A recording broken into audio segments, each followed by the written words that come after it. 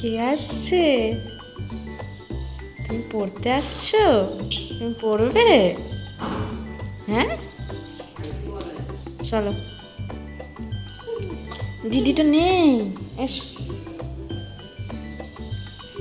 দিদি এলে পড়তে বসবে? হ্যাঁ, আসো না, তোমাকে একটু পড়াই আগে। এসো, এ নাও বই নাও, এসো, চলে এসো।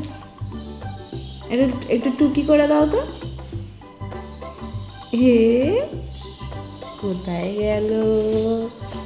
কোথায় গেল? দেখতে পেয়ে গেছি,